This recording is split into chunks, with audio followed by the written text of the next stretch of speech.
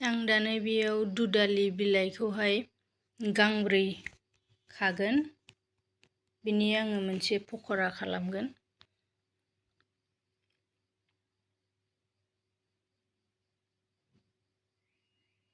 बिलाइ खानाया जाबाय, दानो आं बेखौ मोजाङै सुनानै लाग्रोनोसै। आरो दानो लाबाय आङो बेसन आधा खुरै,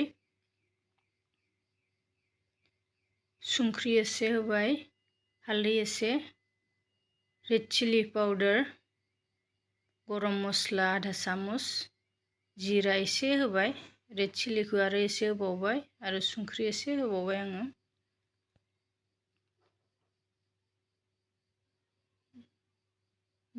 आरो सामब्राम गुफुर, हाइजें, बानलु देनायखौ होबाय। बेखौ आङो दैजोंहाय गल गल लगायनोसै।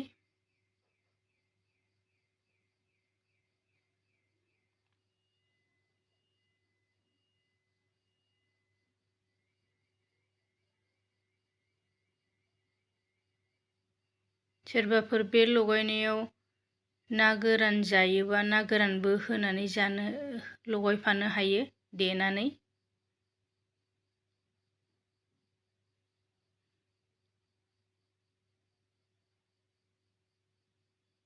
दानो थास' बिलाइखौ आङो बै गेजेरनि गोरा देन्थाखौहाय हानानै गारनोसै। मानो होनबा थननायावहाय एसे गुरै जानो नागिरा बिदि थायोबा।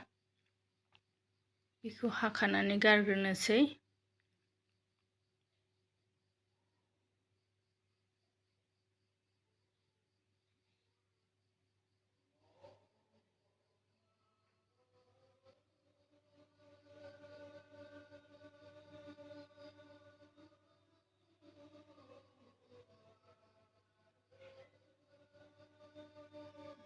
हाखानाया जाबाय, दानो आङो बेखौ बेयाव फुनसिगोन जानाखि पेस्ट खालामदोंमोन बेसननि।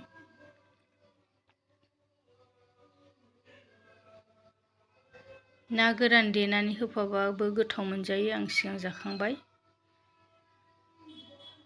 दानो बे बिलाइखौ जाबै जाबै बिदिनो फुनजोबसिगोन आङो।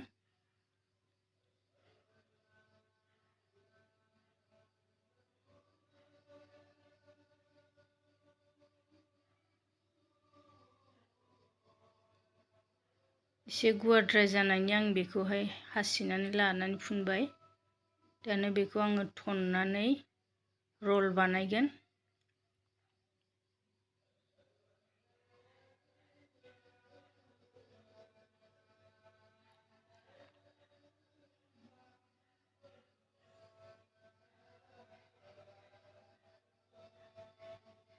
रल बानायनाया जाबाय, दानो बेखौ मम' कुकाराव आङो दै फुदुंनानै दोनदों। बेयावहाय आङो स्टिम खालामगोन। बारा गोबाव नाङा, बेखौहाय 6 मिनिटसो स्टिम खालामबानो जायो।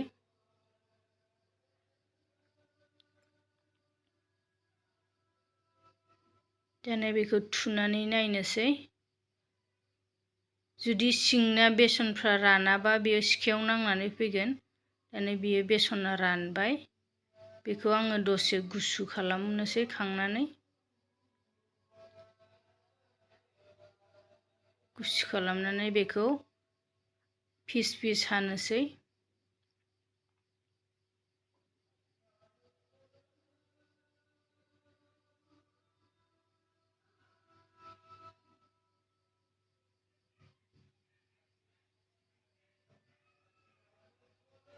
बे गोरलैयैनो खालामनो हायो। सोरबाफोर आलासि फैबा साहाजों गोख्रै खालामनानै होनाय नास्ता बेयो। बेखौ आङो दानो एवनोसै।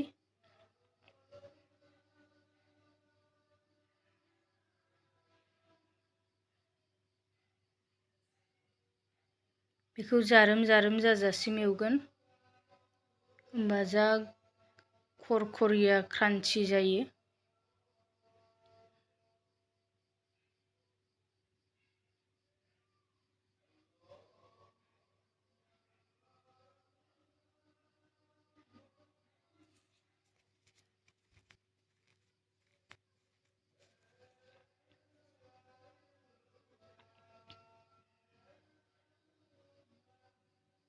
एवनाया नै जाबायानो।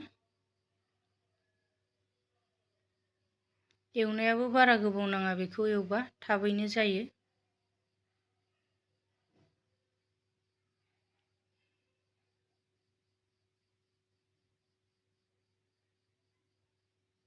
गांब्रै बिलाइनियानो नै बेसे बुरजा ओंखारबाय।